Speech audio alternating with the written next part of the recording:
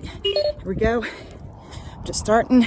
I forgot to charge my headphone case last night, so hopefully the case had enough to charge my headphones all the way, because that would stink if my headphones died in this race. I mean, it's not as cool just running by myself. I'm trying to keep in that it's a race mentality, right? This will be the farthest I've ran. I did set a timer for like an hour and 10 minutes. Obviously, I'm gonna keep going if I haven't reached my 10K by then, but I'm hoping I will. So, taking it at a nice, easy pace. I don't have Taya with me. I've got a long way to run. And even though I tried to pick the easiest path, there's still a lot of hills and definitely some steep hills. So that has me a bit nervous. 1 mile check-in, still doing good. I got to a bit of a downhill and I held myself back. I'm not gonna try to do any sprinting today. It's just gonna be an easy jog. I'm going to try to use every downhill I can get a hold of as kind of a recovery. Not a time to sprint, but a time to deep breathe, catch my breath for the next one.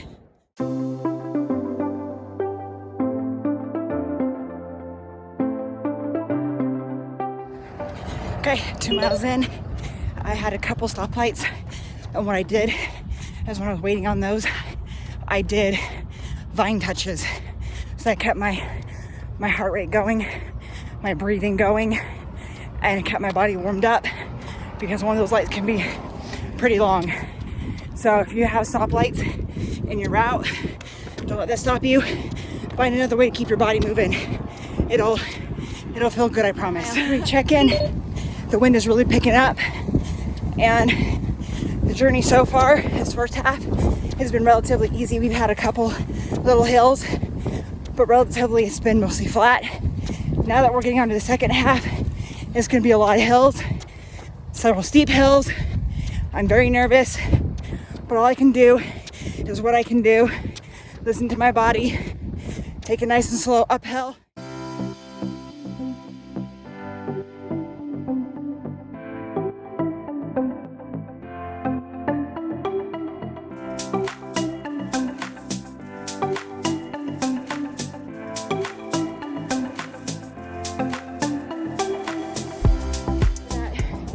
Downhill was very, very short. And now we're going back uphill.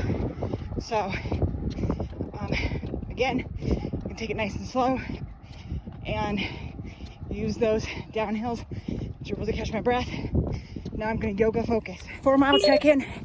That second hill that I was just talking about, I'm still climbing from that.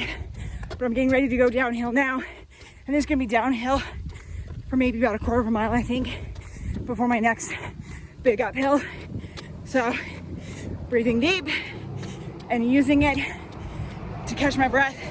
But I'm still running, guys. I'm still running, I promise. Woo! I'll show my splits at the end of this video too, show you guys. But I'm still doing it, I'm still running. I've got under a half K left, and then I'm done. I'm so excited. Okay, we're on to the next hill. So, just breathing through it. In a way, the uphill is almost easier. Like, I bounce less when I'm going uphill, and so when I was going downhill, I got a bit of a side ache. So next downhill, I need to try to be a little less bouncy, I guess. I don't know, but I gotta run.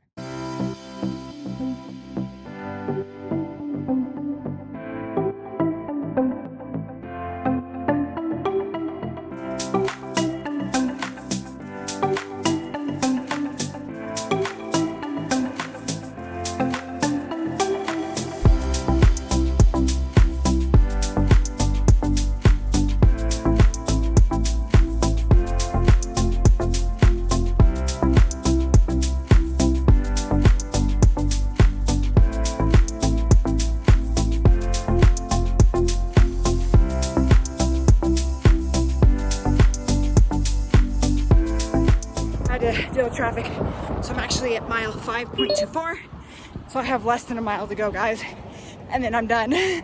So yes, I got this. It's mostly downhill from here.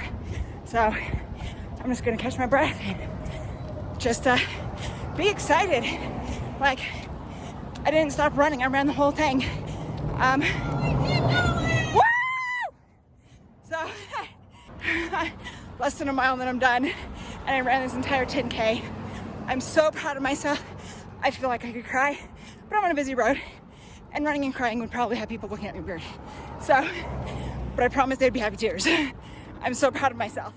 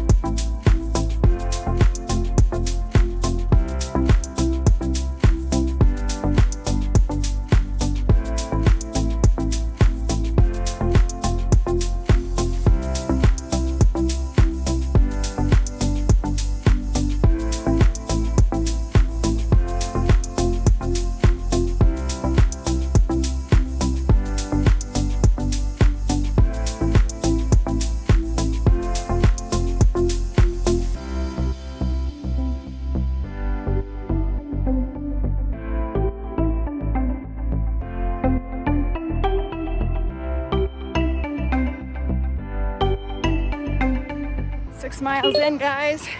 Almost done. Got a pretty steep downhill here. Wow. Whew. But yeah, 6 miles in. I am almost done. Almost. The farthest I ran. Remember I told you guys in some previous videos I was a bit concerned because I've never actually ran a full 10K yet, you know. Always had that 8-minute walk in there. But I'm doing it. I can do 0.2. I'm at a stoplight. Waiting for my go. So I'm doing my vines, guys. I'm doing my vine touches. I went 6.5 miles and I sprinted for about 30 seconds at the end. That's why I'm kind of out of breath. Whew. I guess I could have waited to tell you guys when I hadn't caught my breath, but I did it. No walking, no stopping. Gave myself no breaks. Even at the stoplights, I was doing vine touches. So I was moving. I'm gonna catch my breath and then I'll be back to share some more. Now that it's not so loud and I've caught my breath a little bit again. It only took me about a minute, right? Like, I feel so much stronger. Today was definitely a good day. I really felt like the Lord was seriously watching out for me today. Pandora Radio that I was listening to had amazing, empowering songs the whole entire run. Today is only a high of 64, and then it's gonna go back up to being hot again. It's just some crazy random day today. On my race day, it's only gonna be a high of 64, so I was able to sleep in a little bit. It's windy, but it's not like bad windy. Like, it's more like wind gusts will come in every once in a while, which has been so nice because, like, I'll be running and I feel my body starting to overheat, and then this just wave of cool air comes along and it hits the sweat on the back of my neck, right? And then it's just like an instant cool down that just gave me an extra burst. And thank you, Lord. Like, I just feel like He was there with me every single step of this run, and it's thanks to His encouragement, His power, His grace, His everything, that I even have the ability to get up in the morning and run. Not everybody has this, right? Like, I am not going to take it for granted. I'm not gonna take my life for granted. I am so blessed, and even when it's hard, I have to remember that there's just so much grace from Him. Let's talk about this race. So I didn't bring water, which is fine. I know I can do a 10K and be fine, even though my mouth is really dry. 2 of my toenails on my left foot are bruising. And I think because when I'm running and I'm swelling up, my shoe is putting pressure on just those 2 nails. which has me going, right, my other foot's fine. I have been noticing a little bit of pain in my heel arch, or sorry, like the ball of my foot. I've been noticing a little bit of pain in there, and I think that that's a sign that it's time to replace my shoes. I have been wearing the crap out of them. So yeah, I think I've been, I don't know. I think people say change them out every so many miles, and honestly I haven't clocked how many miles I've done in total on these things, but I'm just gonna get a new pair. I looked into Hoka's because I really wanted some Hoka ones. $222. Holy turds, man. That's a lot of money. Definitely when I get monetized. Goals though, I mean, there's a reason why they're that much, right? They're like some of the best shoes out there, at least that I've heard. And you know, I really thought about it because now that I'm getting up to half marathon training, and marathon training, it's even more important to have decent shoes. But the ones I'm currently wearing, they've gotten me far, right? I think it just means I'm gonna have to replace them more frequently than I would higher end shoes. Anyways, I ran this 10K race. I will show you guys my shirt and my medal when it comes in. I'm still waiting for them to come in the mail. I still have to go home, turn in my times, and then they're gonna send out my swag. I will be back in this video to show you guys what I got. See you guys then. Hi guys, I am back.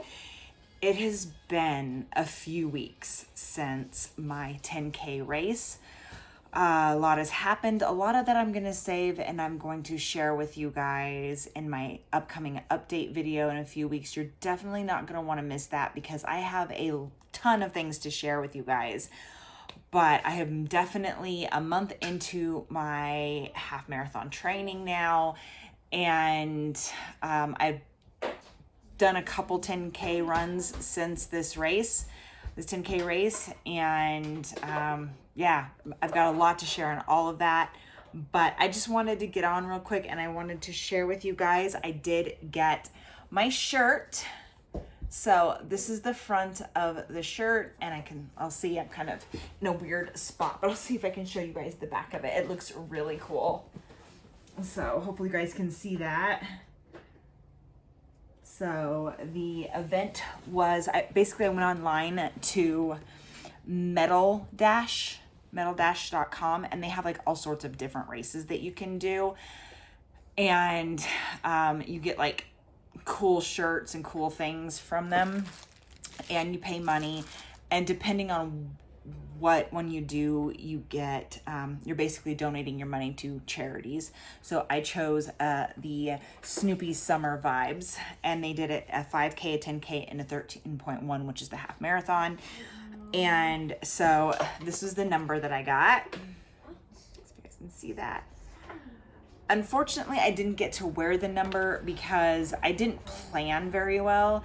And so what I should have done is I should have ordered, you know, my shirt and things like that a lot farther in advance so that when I decided to race, I would have had my number and I could have put it on. However, I was running by myself. I don't know. I probably would have felt weird wearing a number and being the only runner.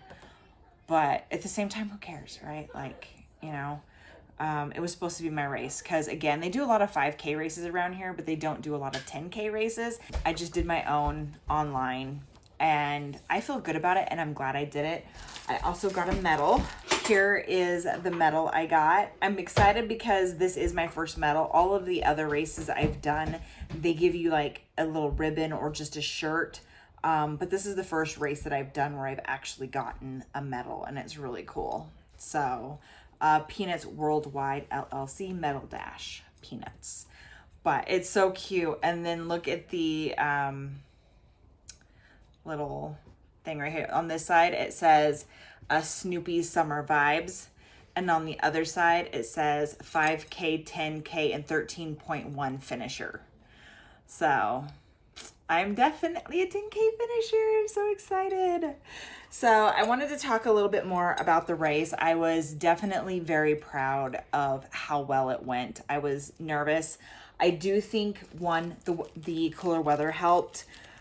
Second of all, it was a new area that I was running, that I ran in. I'd never ran that before. I had it planned out for a while, but and obviously I've driven past it a lot, but I've never actually ran it. So it was kind of nice running in a new location. And that's something I suggest for everybody. If you feel like you're getting in a little bit of a running rut, change how you're running. Even if you're running the same distances and just changing your location, I suggest giving that a try, because genuinely that helped me. I felt like running in a new location just added a new layer of excitement to the whole thing.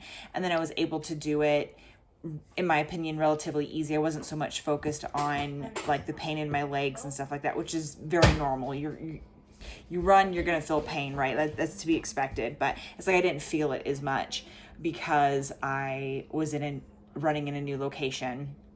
And now that my miles are kicking up again, I'm going to be running in some even newer locations that I'm pretty excited about and nervous about all of that. Thank you guys so much for all of your support. I cannot believe that I've gotten this far, from couch to half marathon. And yes, I'm planning for a full marathon, and I'll be talking about that in more detail in my upcoming update video. Trust me, you guys aren't going to want to miss it. So if you haven't subscribed yet, and this is something you'd be interested in and you want to hear about, things like that, feel free to subscribe and hit that notification bell so that you can be alerted to when my videos upload. I talk about fitness and my weight loss journey and how all these tie in together, right?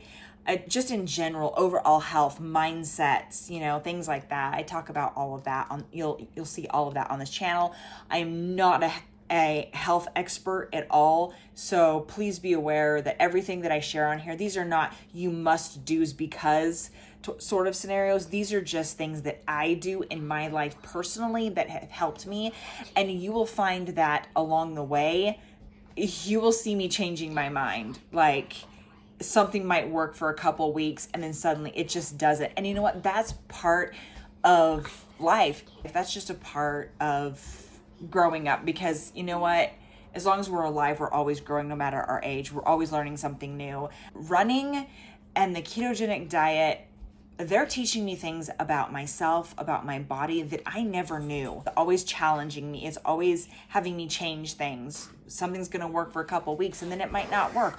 Or I try something and it doesn't work at all. I'm learning something new about myself and my body every single day. And in both aspects, my keto diet is teaching me things about myself in certain ways. And then the running is showing me what I'm capable of, things that I can overcome. And it's just an amazing journey. And I hope you guys stick around and join that journey with me. If you're thinking about running or you are a runner, you know what? Welcome to the group. And it's such an amazing experience, and I would love if you guys would share some of your stuff in the comments down below. Like, where are you at? Are you a professional runner? Are you someone who's been running marathons for years now? Are you a newer runner that maybe you're just thinking about starting a couch to 5K thing? Or maybe you haven't even started yet and you're thinking about starting. I'm just curious. Let me know down in those comments below. Here is my my stats for that race. I finished it in 1 hour, 11 minutes and so many seconds. It's been a couple weeks, but I'll have it right here for you. So on average, for my age and my age range and average finishing time for beginners, and seeing as how that was my first 10K race, I was definitely a beginner. I think I'm right on that average beginner mark for my age range. In the future, I would like to, speed up my times. But right now, I'm just focusing on distance and not times. But I wanted to show you guys my paces anyway, so you guys could see what I was doing in the different intervals. And so you guys could see that I was, in fact, running that whole time. Anyways, I'll see you guys in my next video. Bye.